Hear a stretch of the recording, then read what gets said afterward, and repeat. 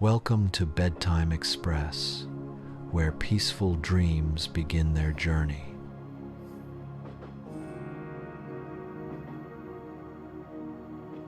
I'm your narrator for tonight's soothing adventure into history.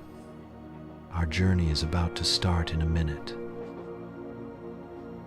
Tonight, we're traveling back to the Yorkshire Dales of medieval England, where Viking warriors made the most profound transformation of their lives. You'll hear the gentle story of the great Viking army settles down, how fierce raiders became peaceful farmers, how enemies became neighbors, and how the thunder of battle gave way to the quiet satisfaction of harvest time. Before this peaceful journey helps you fall asleep, please give us a gentle like, write your location and time in the comments, and subscribe to Bedtime Express for more soothing stories that transform sleepless nights into comfortable dreams. Now, settle into your most comfortable position. Let your breathing slow and deepen. Close your eyes if you'd like, or let them rest softly on something peaceful nearby. Allow the gentle story of transformation and peace to carry you toward the restorative sleep you deserve. Our journey begins now in the mist-covered hills of Yorkshire, where the greatest adventure of all was learning to call a place home. The great Viking army settles down to Britain.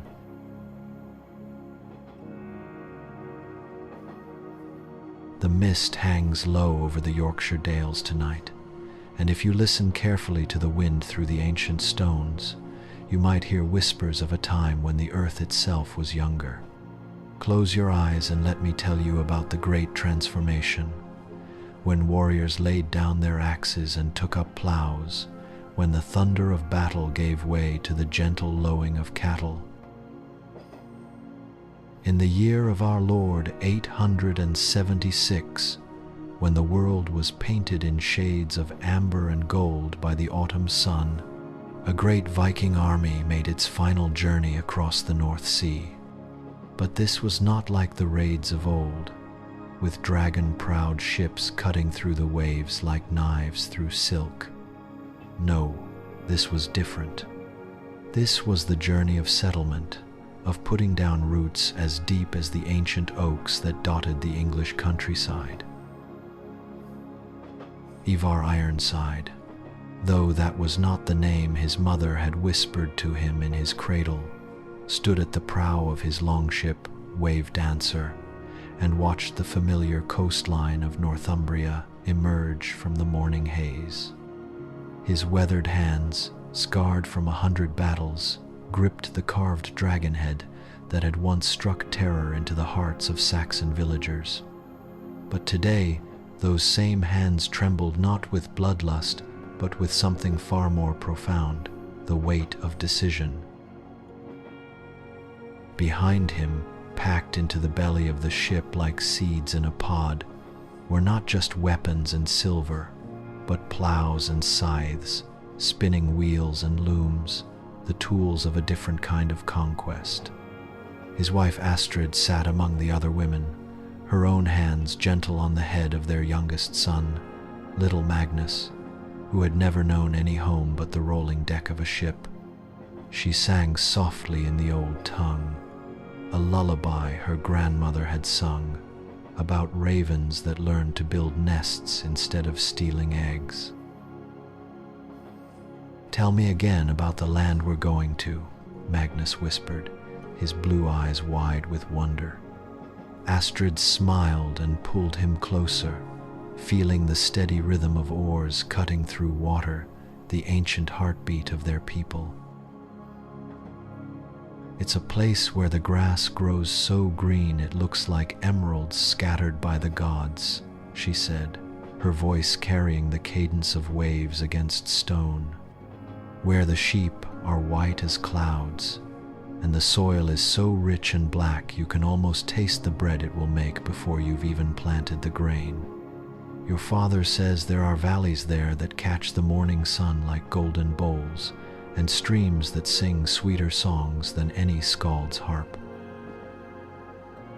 The old warrior Bjorn Axebreaker, his beard now more silver than gold, sat nearby whittling a piece of oak into what would become a plow handle.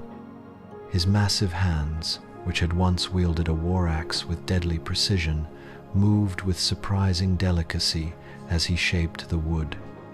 "I fought in the great battles," he said quietly, more to himself than to anyone listening. "I stood in the shield wall at Eddington, felt the earth shake under thousands of marching feet. I've seen the ravens feast after victory, watched funeral pyres light the sky like false dawns." He paused in his whittling, looking out over the water where seabirds wheeled and cried. "But you know what I remember most clearly? The morning after the Battle of York, when the fighting was done and the dead were counted. I walked through a farmyard that had been trampled in the fighting, and there was an old apple tree split by an axe blow, its fruit scattered on the ground. The apples were still sweet, still perfect, and I sat down right there in the mud and blood and ate one. Sweetest thing I'd ever tasted." Young Eric the Tall, who had earned his name not from his height but from his ability to see far into the future, leaned against the mast and listened to the old stories with the patience of flowing water. At 25, he was already considered a wise man among his people, though his wisdom came not from books, but from watching the way the wind bent the grass, the way seeds fell and took root, the way even the mightiest oak began as something small and vulnerable.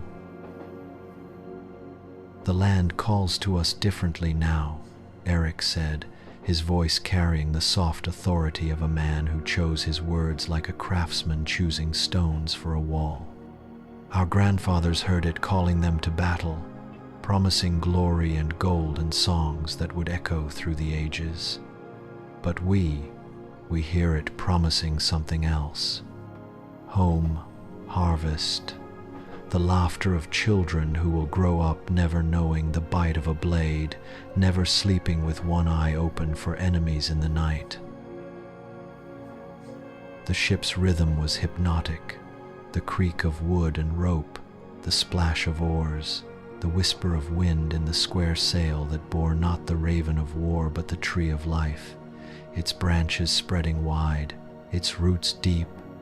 One by one, the warriors began to share their dreams of the land waiting for them, dreams as varied as the men themselves, but united by a single thread, the desire to build rather than destroy, to plant rather than pillage. Thorvald the smith spoke of the forge he would build, not for swords but for plowshares, not for armor but for horseshoes and kitchen knives, and all the 1,000 useful things that make a settled life possible. "I'm tired of making instruments of death," he said, his voice heavy with years of smoke and fire and the ringing of hammer on anvil. "I want to make a gate that will keep sheep safe, not people out. I want to make a cradle that will rock babies to sleep, not a blade that sends warriors to their eternal rest." Gunnar the Swift, whose legs had carried him through more battles than any man had a right to survive, dreamed of different kinds of running, chasing cattle through summer meadows, racing his children through fields of grain, walking slowly with his wife through orchards heavy with fruit. "These legs have taken me away from home too many times," he said, stretching his scarred shins toward the warming sun. "Now they're going to take me home, and there they'll stay." The women, too, shared their visions of the new life waiting across the water.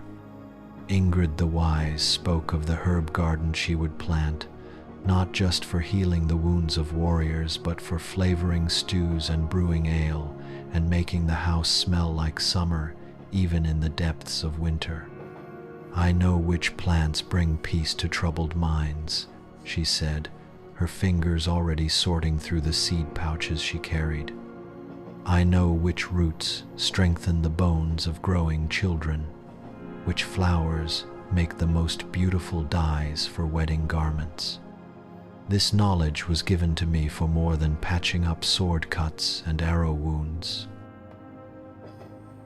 Young Sigrid, barely 16 and newly married to one of the younger warriors, clutched a packet of her mother's recipes to her chest like a shield.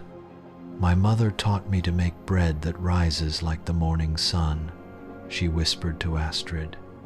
"She showed me how to preserve meat for the winter, how to turn milk into cheese, how to spin wool so fine it feels like water between your fingers. I used to think these were small skills, woman's work, nothing compared to the glory of battle. But now I think maybe they're the most important skills of all." As the day wore on and the English coast grew larger, the conversations turned to practical matters: where they would settle, how the land would be divided, what crops they would plant come spring.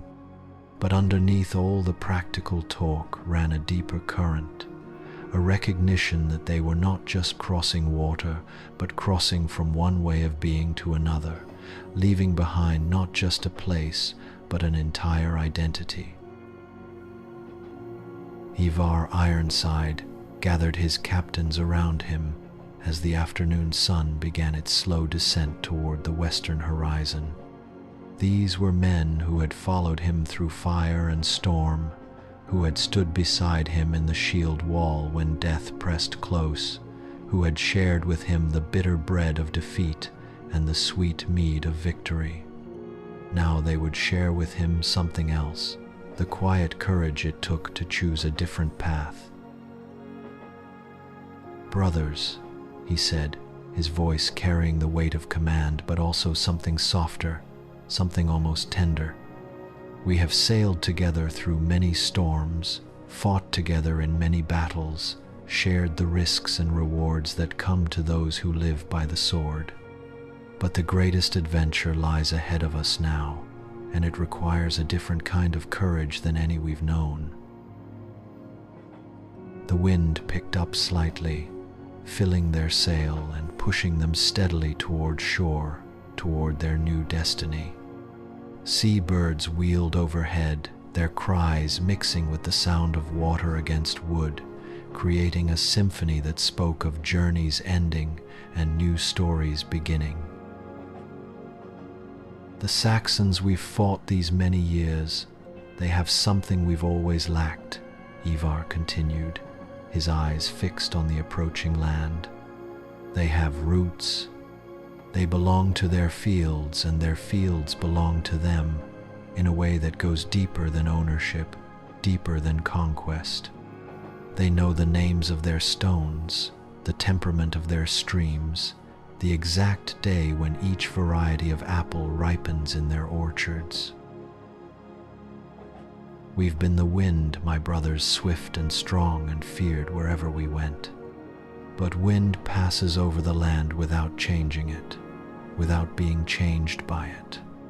Now we choose to be the rain instead, to sink deep into the soil, to nourish and be nourished, to become part of something larger and more lasting than any single storm." Old Hakon the Grey, who had been sailing these waters since before most of the men were born, spat thoughtfully over the side of the ship. "I've seen a lot of coasts, boy," he said to Ivar, though at 60, Ivar hardly qualified as a boy to anyone but Hakon. Raided a lot of shores, taken treasure from a lot of towns. But you know what I remember most clearly? Not the gold or the glory or the fear in our enemies' eyes. I remember a garden I glimpsed once, behind a monastery we burned, where an old monk was growing pears. Rows and rows of pear trees, heavy with fruit, and the old man just standing there watching us destroy his life's work, not angry, not afraid, just sad. Sad for us, I think, because we couldn't see what he saw in those trees. The sun was setting now, painting the sky in shades of rose and gold, and the English shore was close enough that they could make out individual trees, the smoke rising from village hearths, the white dots of sheep scattered across green hillsides. It looked peaceful from this distance, almost dreamlike, and for a moment each man and woman on the ship felt the same sensation, the feeling of coming home to a place they had never been.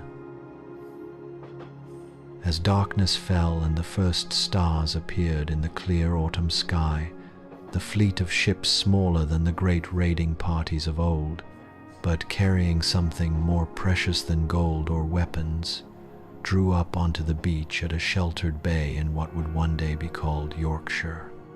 The sand crunched under their boots as they waded ashore, but it was a different kind of landing than any they had made before. No war cries echoed across the water, no torches blazed in the night. Instead, they moved quietly, reverently almost, like pilgrims arriving at a sacred shrine. Ivar was the first to set foot on English soil, but instead of planting a battle standard or claiming the land by right of conquest, he knelt and picked up a handful of earth, letting it run through his fingers like dark water. "Rich soil," he murmured, and somehow those simple words carried more meaning than any warrior's boast. Good land for new beginnings. That night they made camp on the beach, but it was unlike any war camp they had ever known. Instead of sentries watching for enemies, they posted men to watch for the morning light, eager to see their new home in full daylight. Instead of sharpening weapons and planning attacks, they sat around their fires and planned gardens and barns, fields and orchards, all the infrastructure of peace. Children who had known only the rocking motion of ships lay down for the first time on solid ground, feeling the strange stability of earth that didn't move beneath them. Some found it hard to sleep without the familiar lullaby of waves against wood, but their parents told them stories of other kinds of rhythms, the cycle of seasons, the dance of planting and harvest, the slow, deep breathing of land that had been cultivating dreams for thousands of years. And as the great Viking army settled into their first night on English soil, the last longship of the great raids rocked gently at anchor, empty now of warriors but full of promise, like a seed pod that has finally found the perfect place to open and release what it has been carrying all along. The age of raids was ending, and the age of roots was about to begin. The morning mist clung to the Yorkshire valleys like a grandmother's shawl, soft and protective, as the first light of dawn revealed the land that would become home to the great army. It was the kind of light that seems to come from within the earth itself, golden and warm, promising that this day, this first day of their new life, would be different from all the days that had come before. Ivar Ironside woke before the others, as was his habit from countless military campaigns, but instead of reaching for his sword, his hand found the leather pouch containing seeds that Astrid had gathered from their homeland, barley and oats, turnips and cabbage, herbs whose names were poems in the old tongue. The weight of them in his palm was different from the weight of a weapon, lighter somehow but more substantial, carrying within them not just the potential for food but for an entire way of life. He walked to the top of a small hill overlooking their landing place, and what he saw there made his breath catch in his throat. Spread out before him was a patchwork of possibilities, rolling green hills dotted with sheep, dark rich soil waiting for the plow, streams that chattered like excited children as they wound their way toward the distant sea. But more than that, he could see the ghost of what it could become, fields of golden grain swaying in the summer wind, orchards heavy with fruit, smoke rising not from burning villages, but from peaceful hearths where families gathered for their evening meals. The sound of movement from the camp below drew his attention back to the present. His people were waking, stretching, beginning the day that would mark their transition from sea rovers to landholders. But first, there were practical matters to attend to: negotiations with the local Saxon leaders, the dividing of land, the thousand details that turned dreams into reality. The Saxon delegation arrived at mid-morning, led by a man named Aldred, who was exactly what Ivar had expected, weathered and cautious, his hand never far from his sword hilt, his eyes constantly calculating the threat posed by this new group of Vikings on his shore. But what Ivar hadn't expected was the curiosity he saw there too, a wondering fascination with these Northmen who came not with fire and steel but with plows and seed grain. "You say you come in peace," Aldred said in careful, accented Norse, his words chosen like a man walking across a frozen stream, testing each step. "But forgive me if I find that difficult to believe. Your people have not exactly been known for their peaceful intentions in these lands." Ivar nodded slowly, understanding the Saxon skepticism. How could he explain the change that had come over them, the weariness with war that had settled into their bones like winter cold, the longing for something more lasting than glory? How could he make this stranger understand that even the fiercest wolf eventually grows tired of hunting and dreams of a warm place to sleep? Instead of words, Ivar reached into his pouch and drew out a handful of seeds, holding them out to Aldred on his open palm. "These are barley seeds from our homeland," he said simply. "Each one no bigger than a child's fingernail, but given good soil and gentle care, each one will produce 100 more. We come not to take your harvest, but to plant our own, not to burn your barns, but to build our own beside them." Aldred stared at the seeds for a long moment, and in that silence, the two men seemed to hear the same thing, the whisper of possibility, the promise of abundance that comes not from conflict, but from cooperation. When Aldred finally looked up, something had shifted in his expression, a cautious hope replacing some of the suspicion. "There are lands to the west," he said slowly, "in the valleys where the soil runs deep and black. Good land, but it will need clearing trees to fell, stones to move, marshes to drain. Hard work, back-breaking work.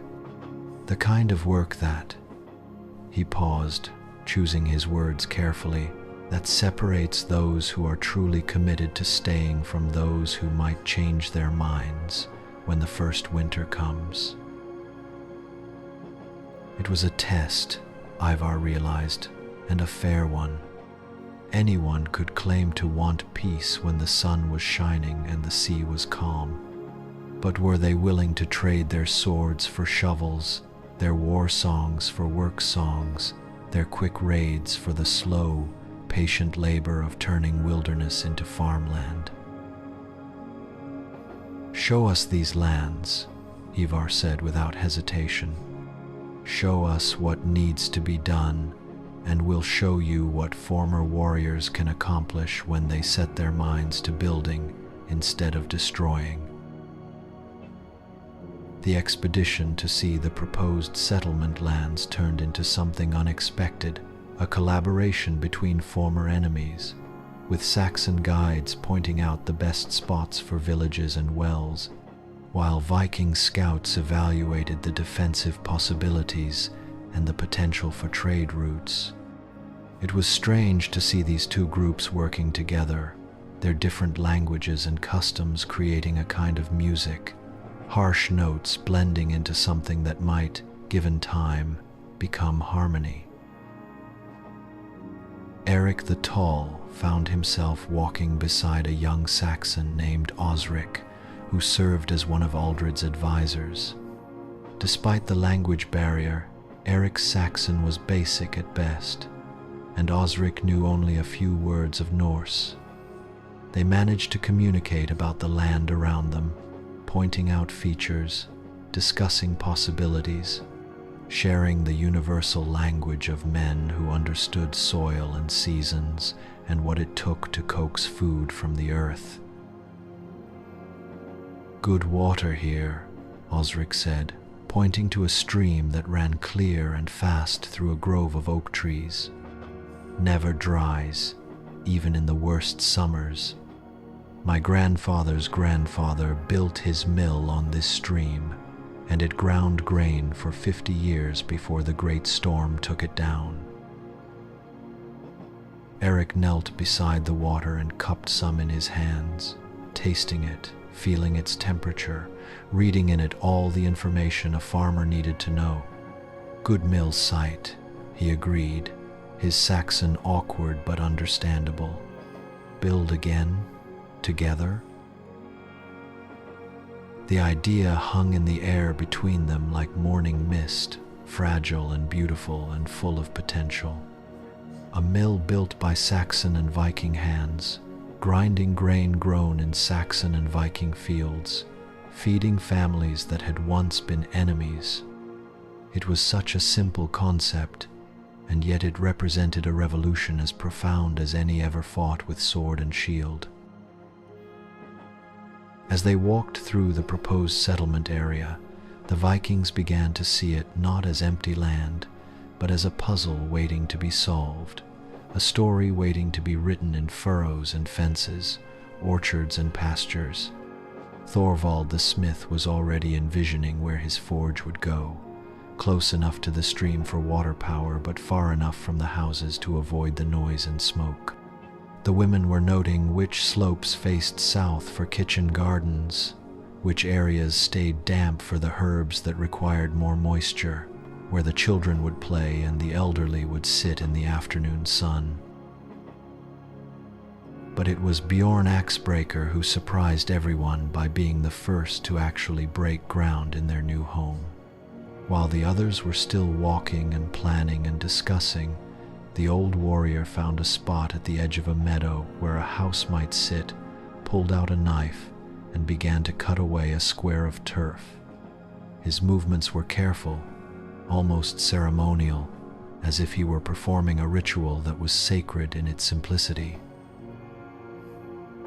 "What are you doing, old friend?" Ivar asked, coming up beside him and watching as Bjorn's weathered hands worked in the earth. "Claiming my peace," Bjorn said simply, not looking up from his work. "Not with sword or spear or battle cry, but with these." He held up his hands, earth-stained now instead of blood-stained. "I'm 63 years old, Ivar. I've spent 40 of those years learning how to kill efficiently. I think it's time I spent some years learning how to live efficiently instead." By the time the sun reached its peak, a dozen other Vikings had followed Bjorn's example, each marking out their chosen spot with a symbolic breaking of the earth. But these weren't the aggressive territorial markings of conquerors claiming spoils of war.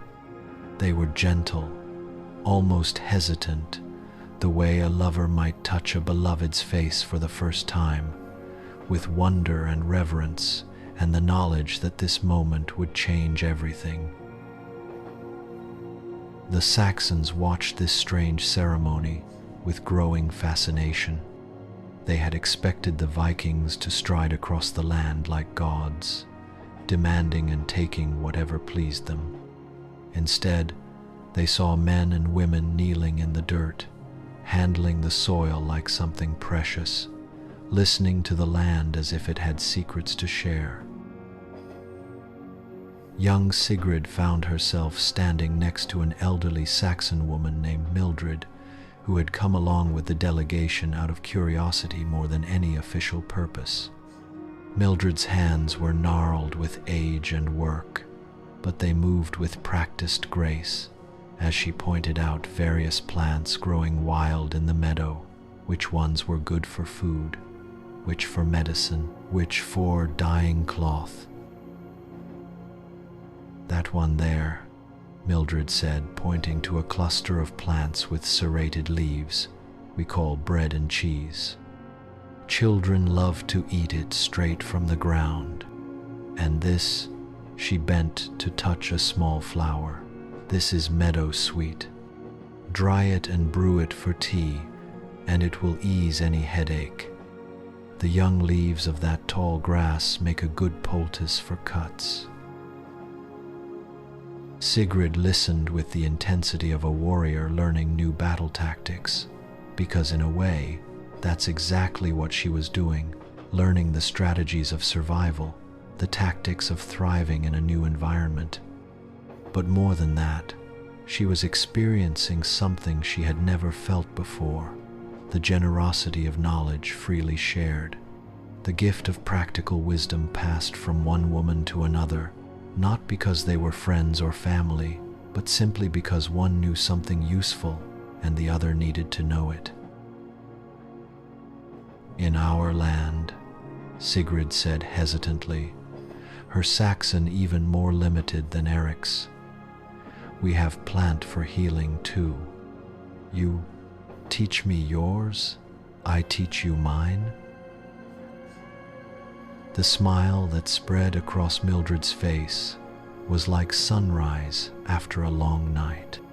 "Child," she said, switching to her own tongue and then trying to find the Norse words, "knowledge is like bread. The more you share, the more you have." As the afternoon wore on, more such exchanges took place. Saxon farmers showing Viking warriors how to read the signs in local weather patterns, Viking craftsmen demonstrating techniques for working with different types of wood and stone, children of both groups discovering that games and laughter needed no translation. But perhaps the most significant moment came when young Magnus, Astrid's son who had never known any home but a ship's deck, picked up a stick and began drawing in the dirt, not a sword or a dragon or any of the martial images that decorated his father's belongings, but a house, a simple house with a door and windows and smoke rising from the chimney, and around it a garden with rows of something that might have been vegetables or might have been flowers, but were clearly growing things, living things, peaceful things. "Is that where we're going to live?" he asked his mother, his voice filled with an excitement that had nothing to do with adventure or conquest and everything to do with the simple wonder of having a place that would be theirs, would belong to them, not because they had taken it, but because they had earned it. Astrid knelt beside her son and added her own lines to his drawing: a well for water, a path to the door, a tree that might one day grow tall enough for children to climb. "Yes, little one," she said softly, "that's where we're going to live. That's where you'll learn to walk on ground that doesn't rock beneath your feet. That's where you'll plant your first seed and watch it grow into something beautiful." As evening approached and both groups prepared to return to their respective camps, Aldred approached Ivar one final time. The Saxon leader looked thoughtful, as if he were trying to solve a puzzle that had suddenly become more complex and more interesting than he had expected. "Your people," he said slowly, "they're not what I expected." "Nor are yours," Ivar replied with equal honesty. "I expected to find enemies who would resist us every step of the way. Instead, I find neighbors who might be willing to help us learn what we need to know to survive here."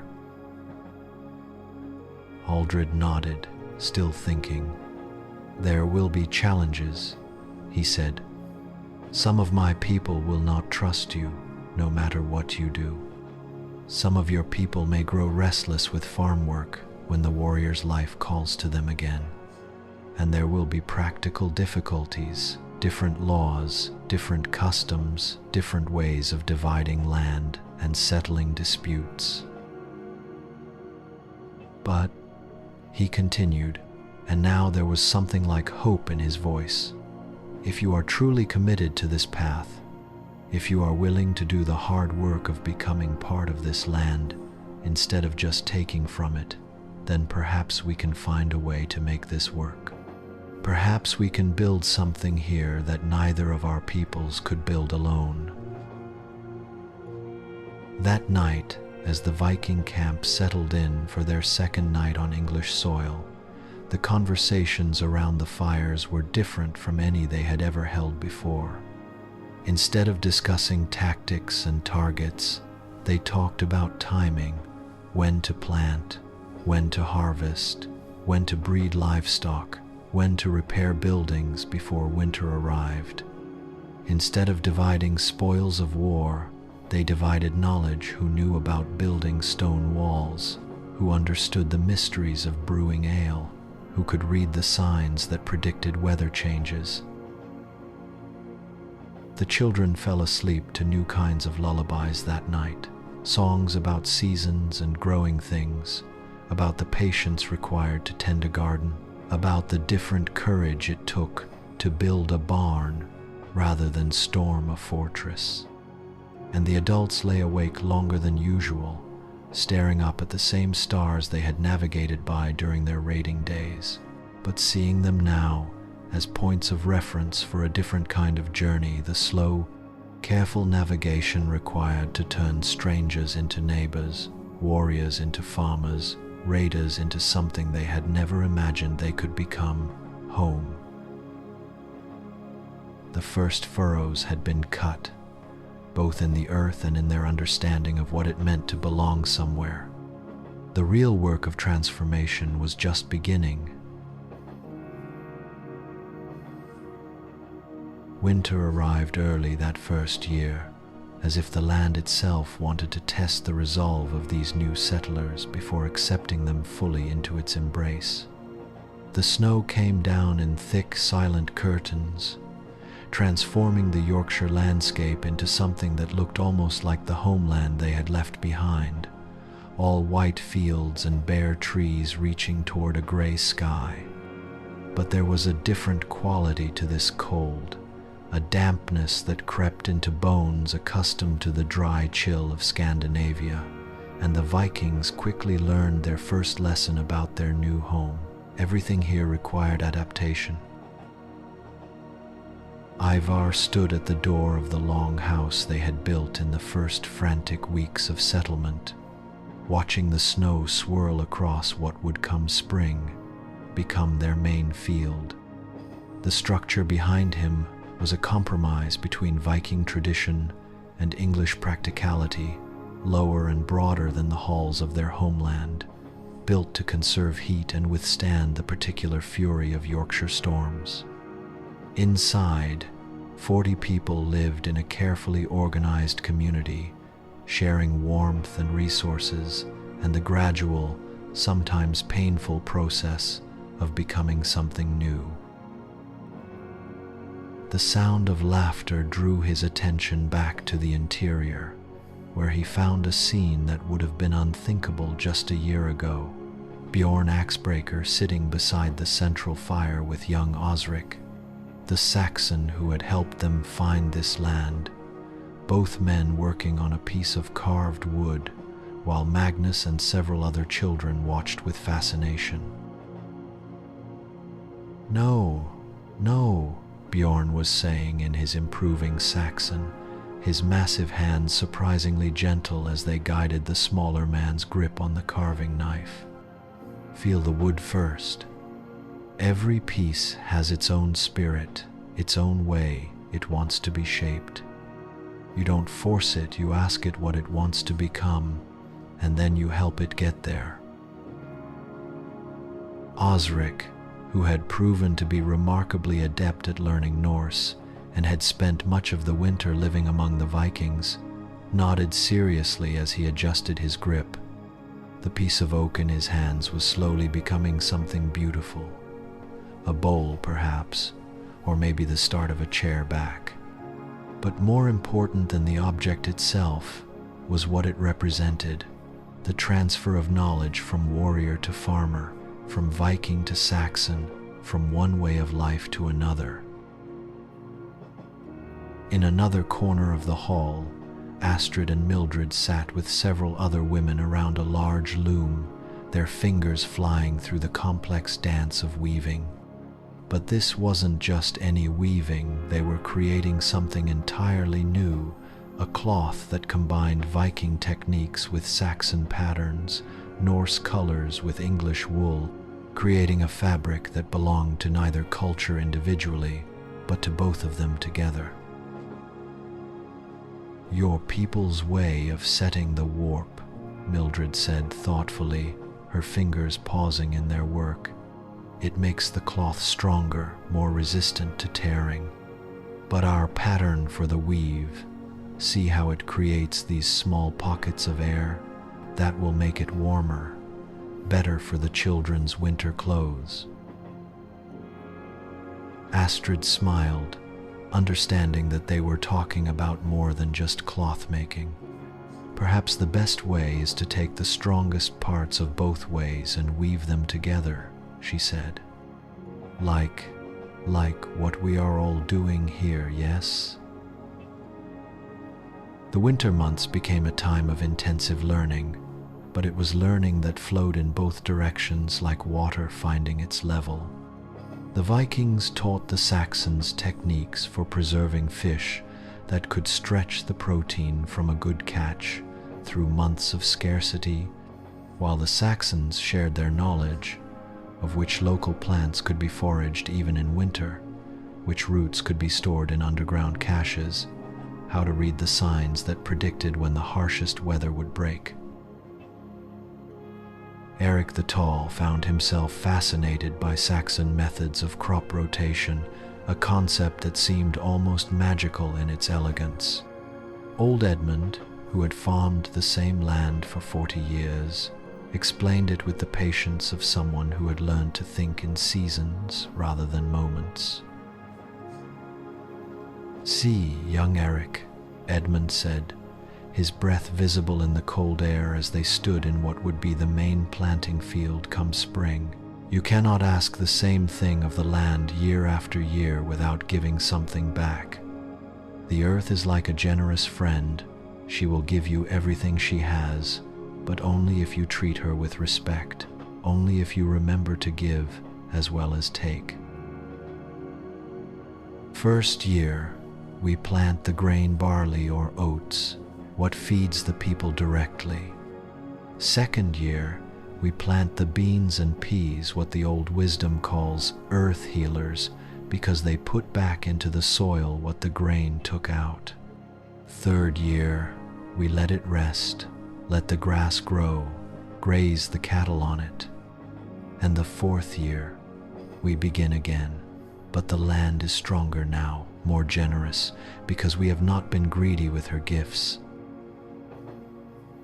Eric listened with the intensity of a military strategist learning new battle formations, because he was beginning to understand that farming was indeed a kind of warfare, not against enemies, but against scarcity, against the capriciousness of weather, against the 1,000 natural disasters that could turn a year's work into nothing more than lessons learned the hard way. But it was the children who adapted most quickly to this new way of life, as children always do. Magnus spent hours with Osric's young son Aelfric, and though their languages were different, they communicated in the universal tongue of childhood games and laughter, shared discoveries, the pure joy of exploration that knows nothing about the boundaries that adults create. One particularly cold afternoon, Ivar found the two boys in the animal shelter they had built against one wall of the long house. Both of them curled up against the side of Brunhild, the great brown cow they had traded for with a neighboring Saxon farmer. The cow's massive bulk radiated heat like a living furnace, and the boys had discovered that her side was the warmest spot in the entire settlement. "Father," Magnus said in Norse, then repeated in his improving Saxon for Aelfric's benefit. "Brunhild makes different sounds than the goats. Deeper sounds, like she's thinking about big, important things instead of just whatever she sees right in front of her." Aelfric nodded seriously. "My grandfather says cows are wise because they know the secret of being patient. They don't try to eat all the grass at once, they just take what they need and wait for more to grow." Ivar smiled, recognizing wisdom when he heard it, even from the mouths of children. "And what do you think we can learn from Brunhild's wisdom?" he asked, settling down beside them in the warm straw. Magnus considered this seriously, his young face scrunched in concentration. Maybe that the best things take time. Like how Brunhild doesn't give milk right away when she's milked, but if you're gentle and patient, she gives more than you expected. And maybe, Aelfric added thoughtfully, that being strong doesn't mean you have to be scary. Brunhild is the strongest animal we have, but she's also the gentlest. As the winter deepened, the settlement developed its own rhythms, its own customs that were neither purely Viking nor purely Saxon, but something entirely new. Evening meals became communal affairs where both languages were spoken, where stories were shared that blended Norse mythology with Saxon folklore, creating new tales that reflected their new reality. Thorvald the smith had built his forge in a structure separate from the main hall, and the ring of his hammer on the anvil became the heartbeat of the settlement. But the music he made now was different from the sharp, aggressive rhythm of weapon making. These were the softer, more complex rhythms of creating tools for building rather than destroying nails and hinges, plowshares and horseshoes, all the 1,000 metal necessities that turn a collection of buildings into a home.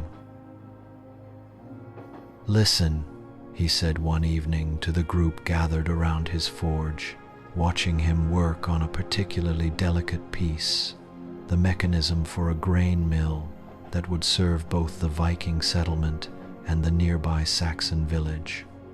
"When you make a sword, every strike of the hammer is about taking something away, removing weakness, eliminating flaws, creating an edge sharp enough to cut through whatever it encounters.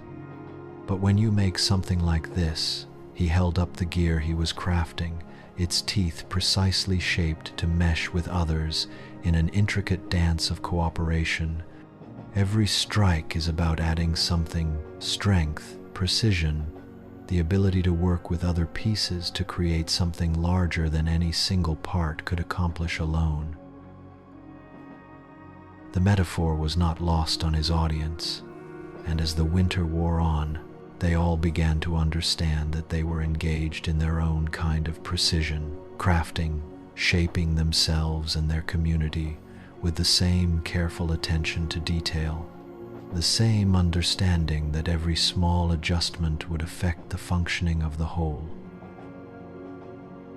But perhaps the most profound changes were happening in the realm of language itself.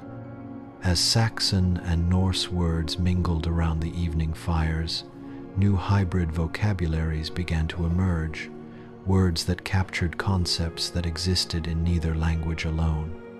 They developed terms for the particular satisfaction of work shared between former enemies, for the strange peace that came from choosing cooperation over conquest, for the way hope felt when it was no longer dependent on the success of raids, but on the promise of harvests still months in the future.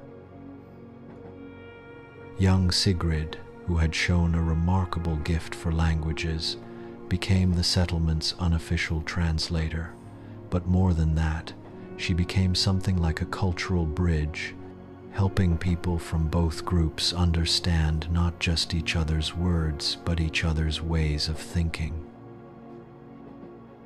In Norse, she explained to a group of mixed Viking and Saxon women one evening as they worked on preparing wool for spinning, "We have a word, higa. That means the feeling of contentment that comes from being warm and safe with people you care about, while the world outside is cold and dangerous. But in Saxon, you have Ejurodrakan, which means the courage it takes to make a new home in a place that doesn't yet know your name. I think what we are creating here needs both words, needs both kinds of strength." The woman who became known as the settlement's memory keeper was Ingrid the Wise, but her role evolved far beyond what anyone had expected. Each evening, she would stand before the gathered community and tell the day's story, not just what had been accomplished, but what had been learned, what had been shared, what small victories had been won in the ongoing battle to transform strangers into neighbors. Today, she might say, Eric and Edmund discovered that our northern barley, when planted in Saxon rows but with Viking timing, produces grain that is both hardier and more flavorful than either method alone could achieve. Young Magnus helped Aelfric teach our goats to follow Saxon herding calls, and now the animals respond to commands in both languages. Mildred showed Astrid how to weave grass into baskets, strong enough to carry stones, and Astrid taught Mildred how to preserve meat in salt so it stays sweet even after months of storage. These daily recitations served multiple purposes. They helped the community remember and build upon their discoveries. They reinforced the value of cooperation over competition, and they created a new kind of oral tradition that belonged to all of them together. But it was during the darkest days of winter, when the snow piled high against the walls and the wind howled across the empty fields, that the settlement faced its first real test. A fever struck, the kind that had claimed entire families in both Saxon and Viking communities, the kind that could turn a thriving settlement into a collection of graves before the spring thaw arrived. It started with little Aelfric, who woke one morning burning with heat and shivering at the same time. Within days, it had spread to a dozen others. Vikings and Saxons alike, children and adults, the strong and the already vulnerable. In the past, both cultures would have responded with suspicion, looking for someone to blame, some enemy to strike back against. But instead, something remarkable happened. Mildred and Ingrid pooled their knowledge of healing herbs and created treatments that drew on both Saxon and Viking medical traditions. Thorvald worked through the night to create better ventilation for the sick rooms, while Astrid and the other women organized a system for caring for the children whose parents had fallen ill. The entire community mobilized, not as two separate groups grudgingly cooperating, but as a single people facing a common threat. Sickness doesn't care whether you're Saxon or Viking, old Edmund observed during one of the long, anxious nights when no one could sleep for worry. And neither does healing. What works, works. What helps, helps.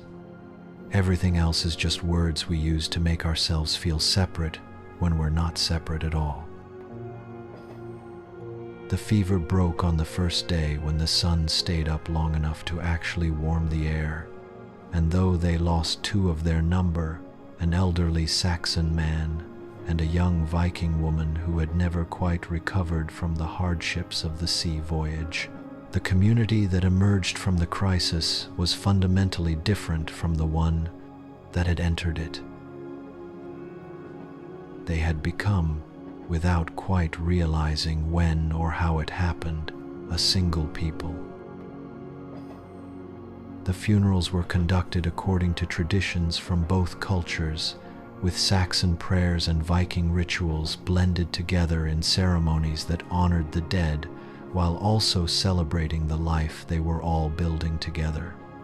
And when spring finally arrived, painting the Yorkshire hills in shades of green that seemed impossibly vivid after the long grey of winter, the settlement was ready for its next transformation, from a collection of survivors learning to live together to a community prepared to thrive together. The real growing season was about to begin.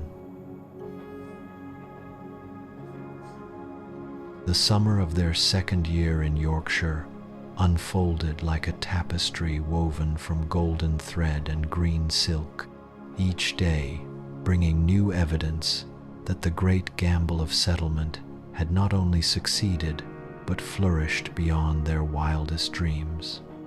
The fields that had been nothing but stubble and hope when they arrived were now seas of grain that rippled in the wind like water, while the vegetable gardens produced abundances that would have seemed magical to people accustomed to the uncertainties of sea-based raiding.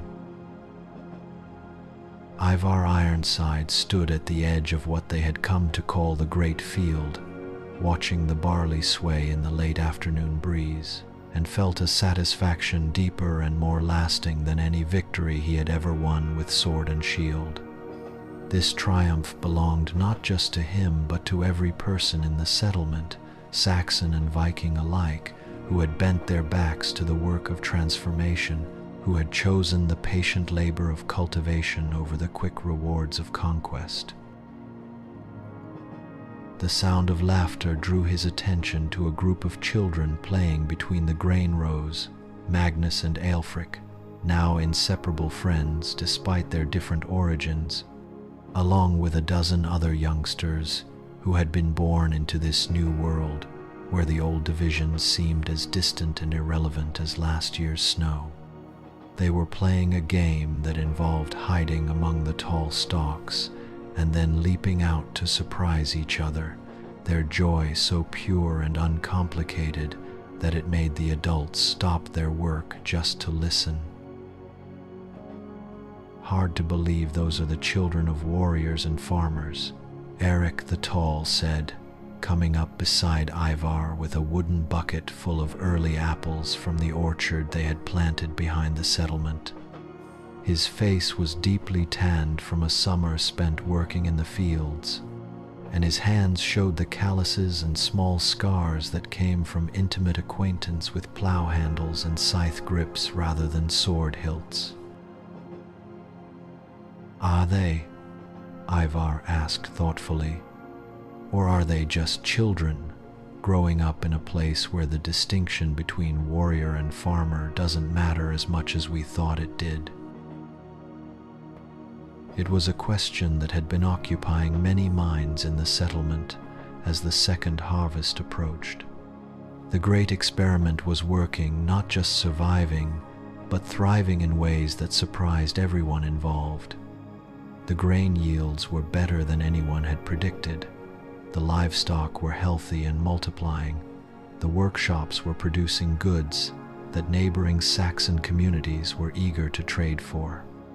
But more important than material success was the cultural alchemy that was taking place, the gradual transformation of two distinct peoples into something entirely new. The settlement now boasted 47 buildings of various sizes, from the great hall that served as community center and meeting place to individual family homes that reflected the growing prosperity and security of their residents.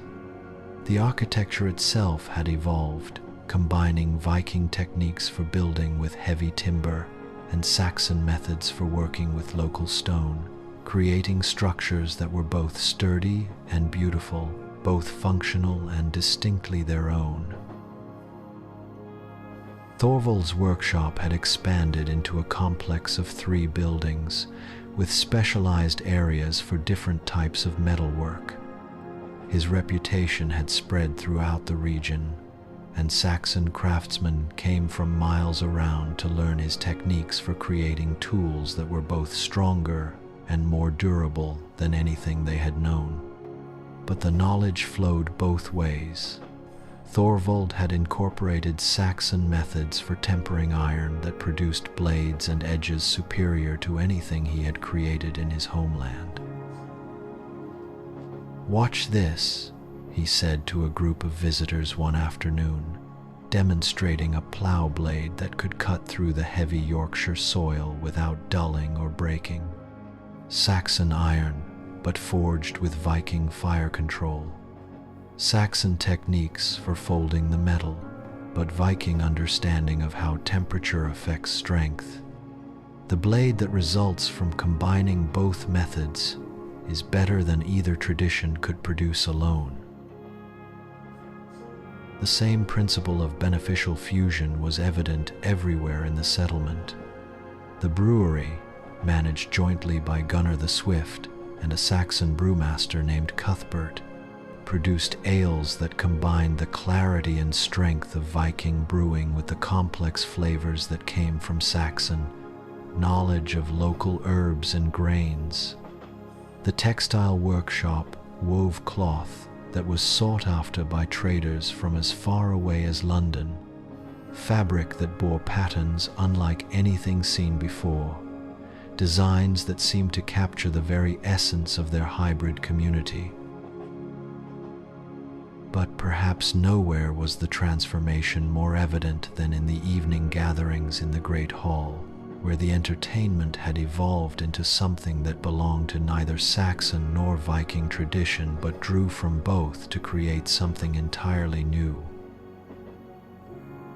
Skald Ragnar, whose voice had once recounted the glories of battle and the heroic deaths of warriors, now told stories that celebrated different kinds of courage, the bravery required to plant crops in uncertain soil, the heroism of sharing knowledge with former enemies, the epic struggle to build something lasting in a world that often seemed determined to tear everything down.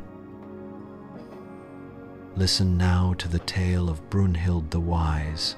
He would intone in the traditional manner, his voice carrying the rhythmic cadence that made stories memorable. Not the cow whose warmth comforted children through the long winter, though she too deserves her songs. No, this is the tale of Brunhild Ironhand, who was the first to set down her war axe and take up the shepherd's staff, who taught us that watching over growing things requires a different kind of strength than destroying them.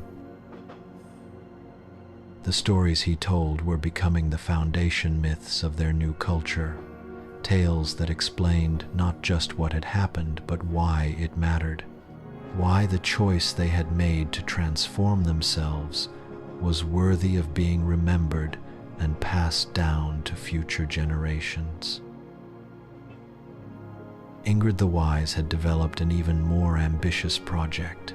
She was creating what she called the Settlement Chronicle, a written record of their transformation that combined Viking runic writing with Saxon letters to create a unique script that could be read by literate members of both communities. Each day she recorded not just events, but observations, insights, the gradual accumulation of wisdom that came from the ongoing experiment of creating a new way of life. Future generations will want to know how this was accomplished, she explained to anyone who questioned the time she spent bent over parchment and ink. Not just that it was done, but how it was done, what worked and what didn't, what we learned about the process of turning enemies into neighbors and neighbors into family.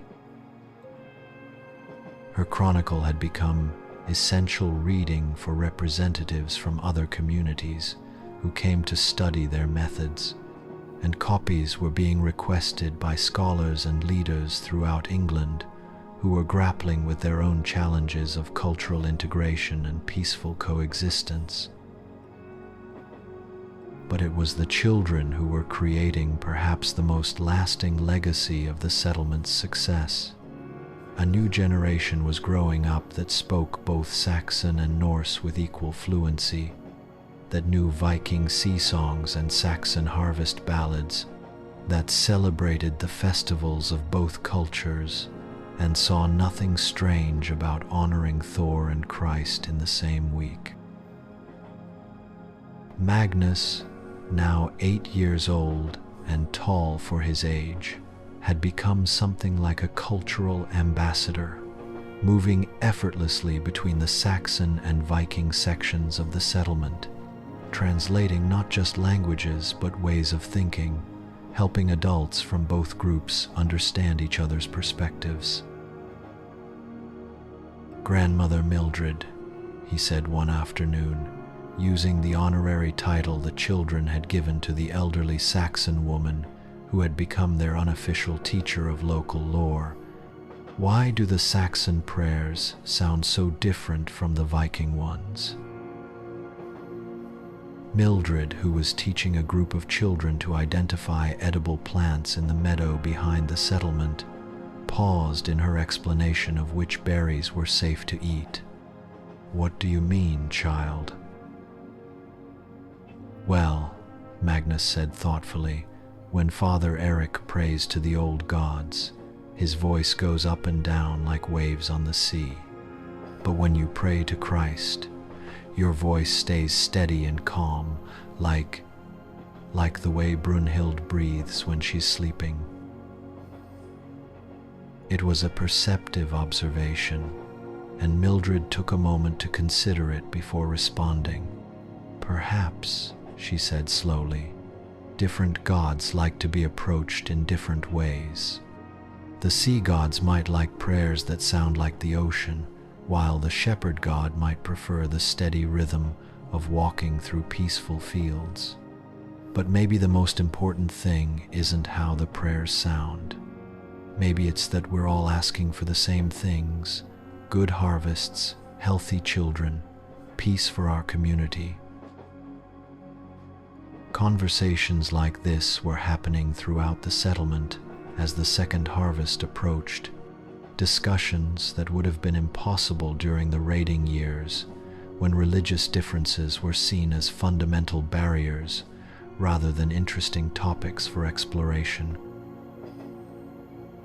The actual harvest festival that year became a celebration unlike anything either culture had known.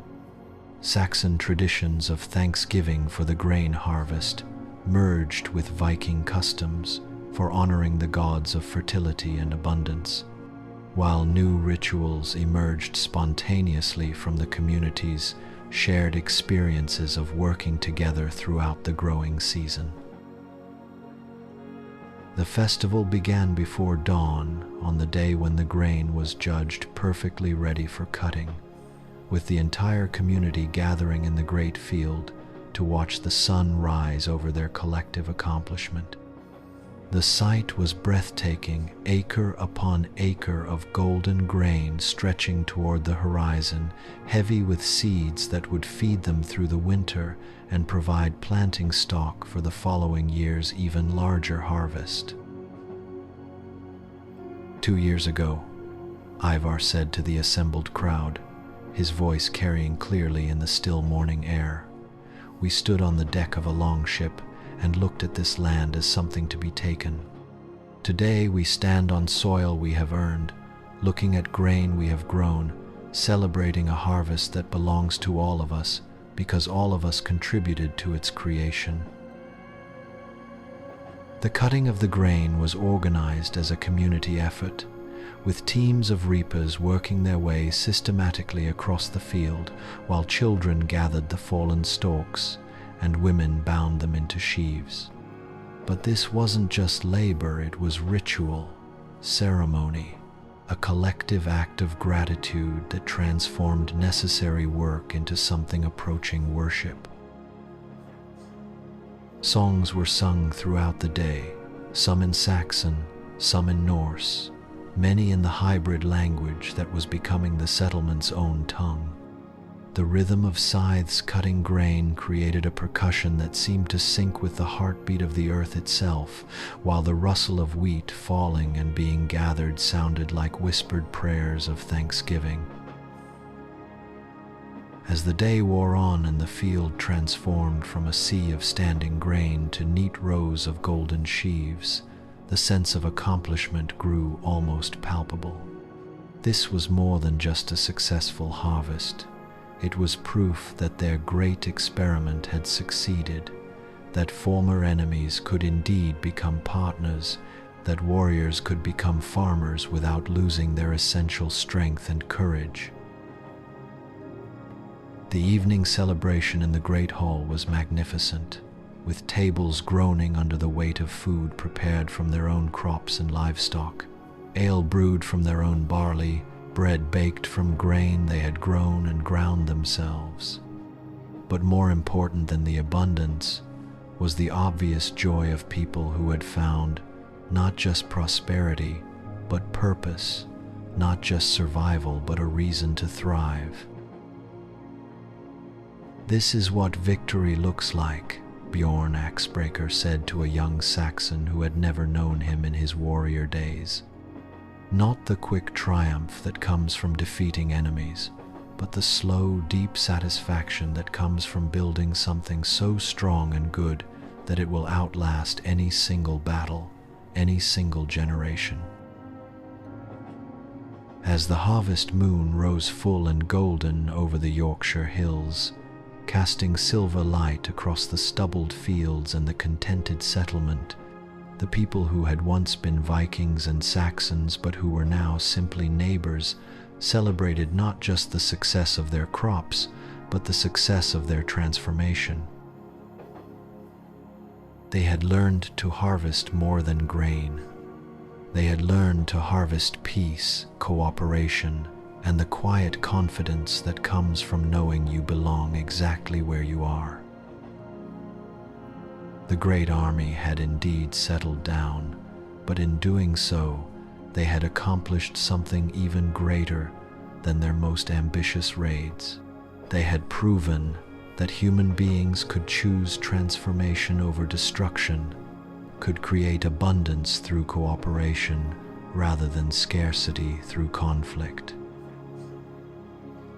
And in the years to come, as word of their success spread throughout England and beyond, other communities would look to their example and wonder, if former enemies could become family, if warriors could become farmers, if people who had once lived by taking could learn to thrive by giving, what other seemingly impossible transformations might be possible. The harvest moon watched over them all, a silver guardian blessing dreams of plenty and peace. 5 years had passed since the great army made its final voyage across the North Sea, and the Yorkshire settlement had grown into something that exceeded even their most optimistic dreams.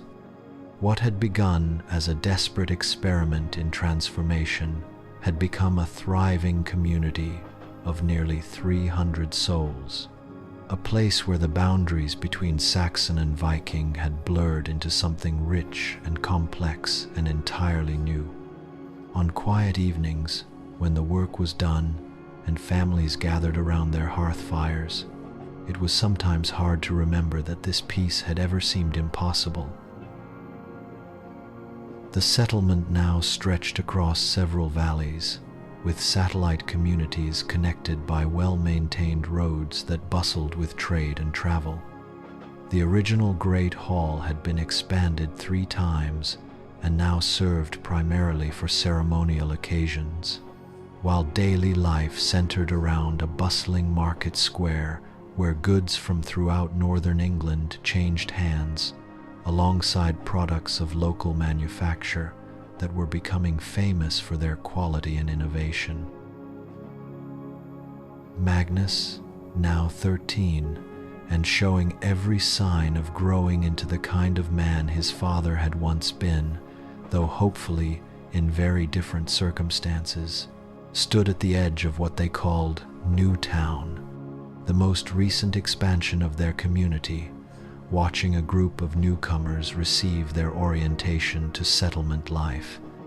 These were not Saxon or Viking by origin, but Danes from across the sea who had heard stories of the Great Experiment and come to see if they too might find a place in this new way of living. The orientation was being conducted by Aelfric, Magnus's childhood playmate, who had grown into a young man with a gift for languages and diplomacy. His ability to speak not just Saxon and Norse, but the hybrid tongue that had evolved in the settlement made him invaluable in welcoming newcomers and helping them understand not just the practical aspects of settlement life, but its deeper philosophy. The most important thing to understand, Aelfric was saying in careful Danish, his words chosen to be comprehensible to people who spoke a language similar to, but not identical with Norse, is that here, your past matters less than your willingness to contribute to our shared future. We don't ask warriors to stop being strong, we ask them to use their strength for building rather than destroying. We don't ask anyone to forget their heritage, we ask them to help us weave their traditions into the larger tapestry we're creating together. Among the newcomers was a young woman named Thyra, whose story was remarkably similar to that of the original settlers, a warrior who had grown weary of violence, a raider who had begun to dream of roots instead of raids. But where Ivar's generation had been pioneers venturing into unknown territory, Thyra and her companions were following a path that had already been proven successful, arriving at a destination that had been mapped by others' courage. "Tell me about the children," Thyra said to Magnus after the formal orientation was complete. "I've heard that young people here are different from those who grow up in the traditional ways, either Saxon or Viking. Is it true that they learn both ways of fighting?" Magnus smiled, understanding the deeper question she was really asking. "We learn both ways of thinking about conflict," he said carefully. "Saxon approaches to avoiding problems through negotiation and planning. Viking approaches to meeting problems head-on with courage and determination. But mostly we learn that the strongest communities are those where people work together instead of against each other, where everyone's skills and knowledge make the whole group more successful." It was an answer that would have seemed impossible to his father's generation, but for Magnus and his contemporaries, it was simply the natural result of growing up in a place where cooperation was not just an ideal, but a daily practiced reality. The evening meal that night was held in the Great Hall, as was traditional when welcoming new members to the community. The long tables groaned under the weight of food that represented the best of their agricultural success. Roasted beef and pork from their own livestock, bread made from grain grown in their own fields, vegetables from gardens that had been carefully cultivated using techniques learned from both Saxon and Viking traditions. Ale brewed to a recipe that had been perfected through years of experimentation and refinement. But more impressive than the abundance of food was the easy mixing of people from dozens of different backgrounds and origins.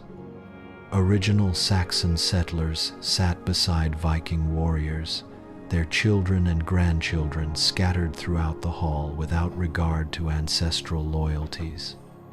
Recent arrivals from Denmark and Norway mingled with families whose roots in Yorkshire now went back several generations. The conversations flowed in multiple languages, but the laughter was universal. Ivar Ironside, now recognized as the settlement's unofficial leader, though he insisted he was simply one voice among many in their council-based government, stood to address the gathering as the meal drew to a close. At 43, he was still strong and vital, but his face bore the lines of a man who had lived long enough to see dreams become reality, who had witnessed the transformation of himself and his people from raiders into builders, from warriors into something much more complex and ultimately more satisfying. "Friends," he began, and the word carried weight because everyone in the room knew it was chosen deliberately over subjects or followers or any of the other terms a leader might have used. 5 years ago, we came to this land as strangers, carrying nothing but our weapons and our willingness to try something new. Tonight, we welcome new strangers who carry the same willingness, the same courage to choose transformation over tradition, growth over the simple repetition of old patterns. But I want you to understand something important about what you're joining here. This is not a Saxon community that has allowed some Vikings to settle among them, nor is it a Viking settlement that has made peace with local Saxons. This is something entirely new, a community that belongs to all of us, precisely because none of us can claim it exclusively, a culture that draws strength from its diversity rather than being weakened by it. He paused, looking around the room at faces that reflected the genetic and cultural mixing that had been taking place over the past 5 years. Children with Saxon features and Viking names, young adults who moved with the confident bearing of warriors but whose hands showed the calluses of farmers, elderly people who had lived long enough to see enemies become family and war transform into peace. The old stories tell us that the greatest treasures are always hidden in the most dangerous places, guarded by dragons or locked behind doors that require superhuman strength to open. But I think we've discovered something different here. I think we've learned that the greatest treasures are hidden in the most ordinary places, in shared meals and cooperative work, in children playing together without caring about the ancient feuds of their grandparents, in the quiet satisfaction of building something that will last longer than any single lifetime.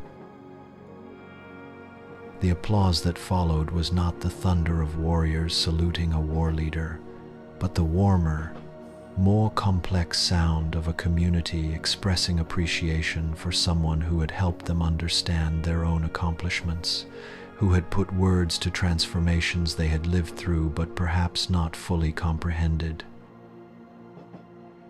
After the formal gathering ended, smaller groups formed naturally throughout the hall and spilled out into the evening air, where the conversations continued under stars that seemed to shine more brightly over this peaceful land than they ever had over battlefields or burning villages. Thyra found herself in conversation with Astrid, now a woman of 40 whose role in the community had evolved far beyond that of a warrior's wife.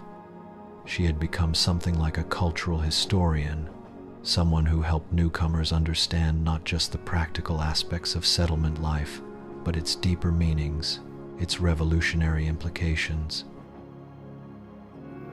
"The hardest part," Astrid said in response to Thyra's questions about the emotional challenges of transformation, wasn't learning new skills or adapting to different customs. The hardest part was learning to trust that peace could be as exciting as war, that building could be as heroic as destroying, that the quiet courage required for daily cooperation was every bit as worthy of songs and stories as the dramatic courage required for single combat. She gestured toward the young people gathered around one of the side tables, where Magnus and Aelfric were demonstrating a board game that combined elements of Saxon chess with Viking strategy games, creating something that challenged players to think both defensively and offensively, while rewarding cooperation between pieces rather than simple conquest. "Look at them," Astrid said softly. "They're creating new ways to think about competition, new ways to understand strength and victory. For their generation, the idea that former enemies could become partners isn't revolutionary. It's just Tuesday afternoon. They're growing up in a world where diversity is strength, where different perspectives make better decisions, where the question isn't, how do we defeat them, but how do we work with them to achieve something none of us could accomplish alone." 2:0. In another part of the hall, Eric the Tall was sharing agricultural innovations with a group that included both longtime residents and newcomers. His experiments with crop rotation had evolved into a sophisticated understanding of soil management that was being studied by farmers throughout northern England, but what he was most proud of were the collaborative aspects of their farming methods. "The breakthrough came," he explained to his fascinated audience, "when we stopped thinking about individual plots and started thinking about the entire landscape as a single interconnected system. Saxon knowledge of local plants, combined with Viking understanding of livestock management, plus innovations we developed together that neither culture had thought of independently. The result is not just higher yields, but a more resilient agricultural system that can adapt to weather variations, market changes, population growth, all the challenges that single-method farming struggles to handle." But perhaps the most remarkable conversation of the evening was taking place in the corner where old Bjorn Axebreaker sat with a group of the youngest children, including some who had been born in the settlement and had never known any other way of life. At 68, Bjorn had become the community's storyteller and unofficial philosopher, someone who could help children understand the significance of the world they were inheriting. "Tell us about the old days, Grandfather Bjorn." Little Sigrid, named for the original Sigrid but born to a Saxon mother and a Danish father, asked with the direct curiosity of a 6-year-old. "Tell us about when people used to fight instead of working together." Bjorn smiled, his weathered face creasing into lines that spoke of laughter rather than anger, of wisdom earned through experience rather than bitterness accumulated through conflict. "Well, little one," he said, settling back into his chair and adopting the cadence of the traditional storyteller.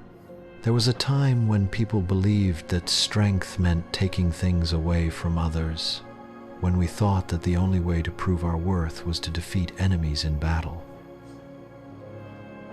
We sailed across the sea in great ships, carrying weapons instead of tools, seeking gold instead of seeds.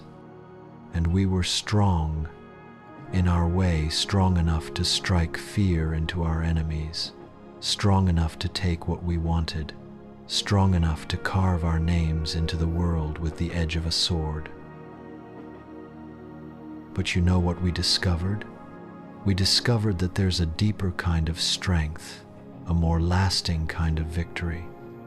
The strength that comes from building something beautiful instead of destroying something that someone else built. The victory that comes from turning enemies into friends, from creating abundance instead of scarcity, from leaving the world better than you found it instead of leaving it scarred and smoking. Little Aelred, Aelfric's younger brother, raised his hand like a student asking a question. But, Grandfather Bjorn, what if someone comes to attack our settlement? What if there are still people who haven't learned about the better kind of strength? It was a perceptive question from a 7-year-old, and Bjorn took it seriously. That's why we still train, young one. That's why we still maintain our weapons and practice our skills. Not because we want to fight, but because sometimes the only way to protect peace is to be ready to defend it. The difference is that now, our strength serves something larger than our own glory. It serves our families, our community, our shared vision of what the world could be like if more people chose cooperation over conquest. And besides, he added with a wink, do you really think anyone would want to attack a place where the food is this good, where the children are this happy, where visitors are welcomed instead of driven away? Sometimes the best defense is making your home so wonderful that people would rather join it than destroy it. As the evening wound down and families began to drift away to their own homes, Thyra found herself walking with Magnus through the settlement's well-lit streets. The night was clear and warm, with a gentle breeze carrying the scents of late summer ripe fruit from the orchards, fresh bread from the bakeries, the clean smell of well-tended gardens and prosperous farms. What will you do when you're grown? Thyra asked the young man who seemed to embody everything the settlement had accomplished, who moved through the world with the confidence of someone who had never doubted that former enemies could become family, that different cultures could strengthen each other rather than destroying each other. Magnus considered the question seriously, as he did most things. I think I'd like to travel, he said finally. Not to raid or conquer, but to learn.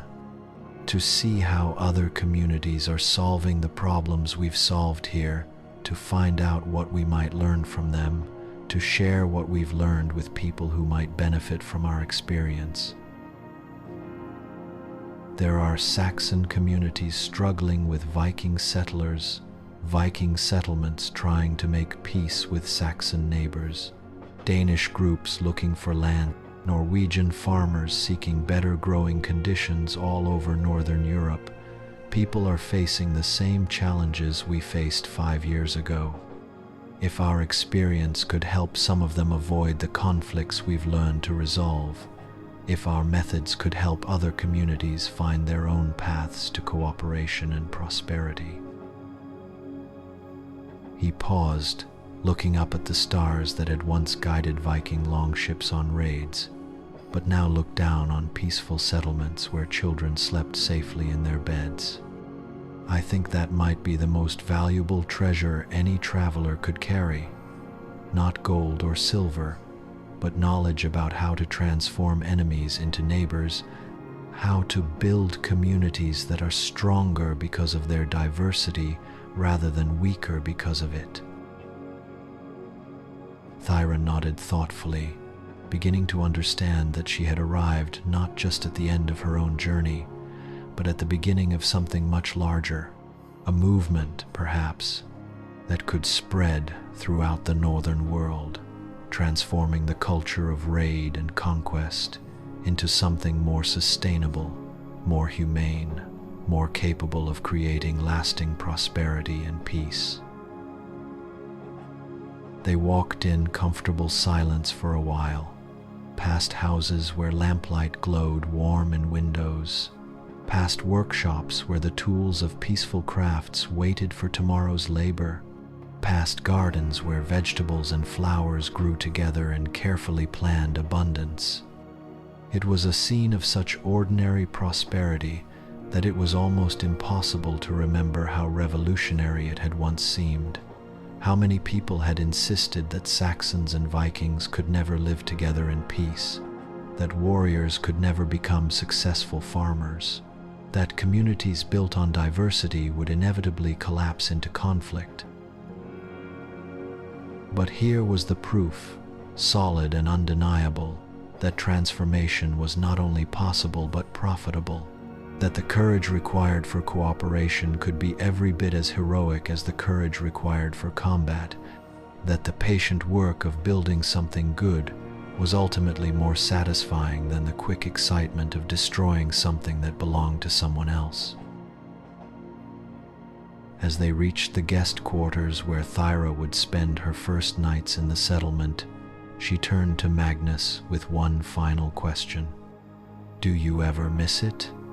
The old life, the excitement of raids, the glory of battle, the simplicity of a world where everything was divided into friend and enemy, victory and defeat?"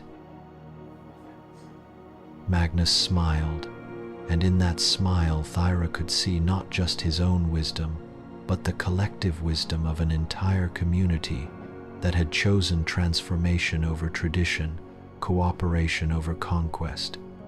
"I never knew that life," he said simply, "but I know this one, and it's pretty wonderful.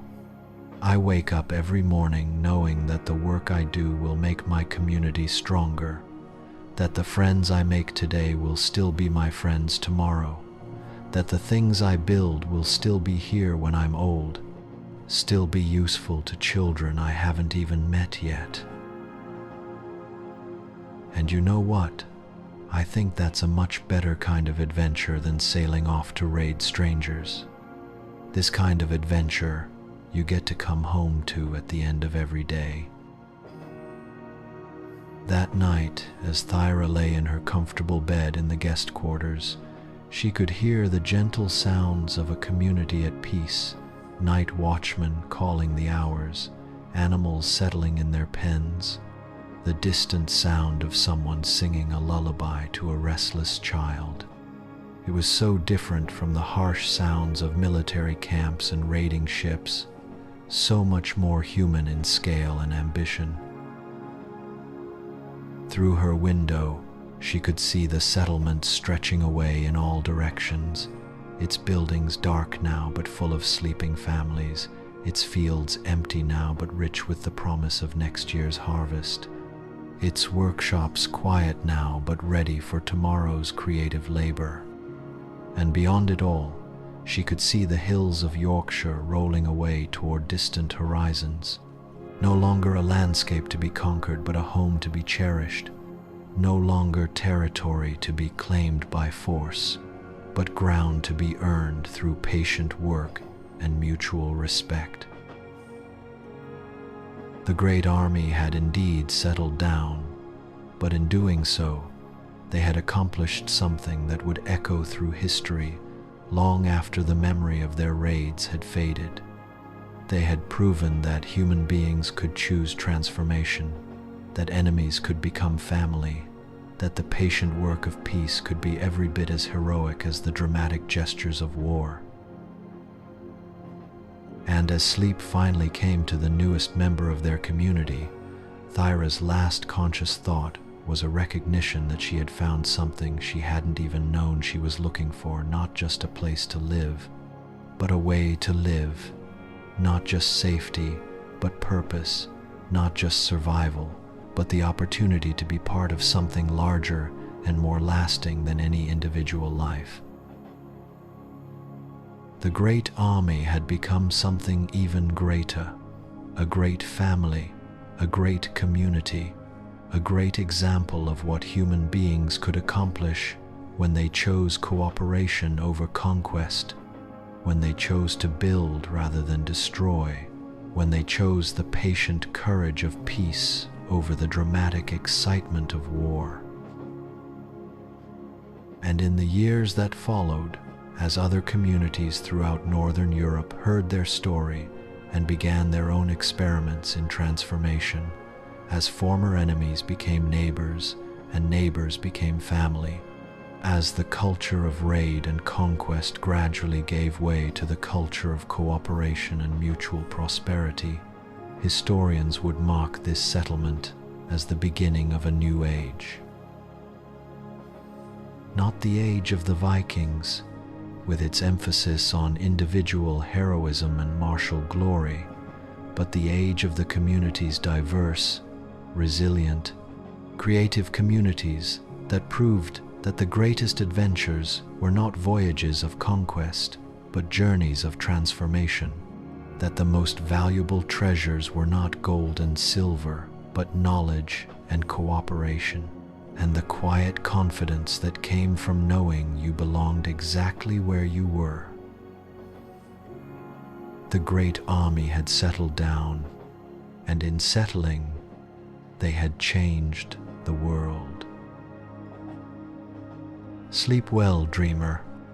Rest in the knowledge that transformation is always possible, that enemies can become friends, that the patient work of building something good is the most heroic adventure of all. Dream of fields of golden grain, of children playing safely in the evening light, of communities where diversity is strength and cooperation is the highest form of courage. The settlement sleeps peacefully under the Yorkshire stars, and so may you.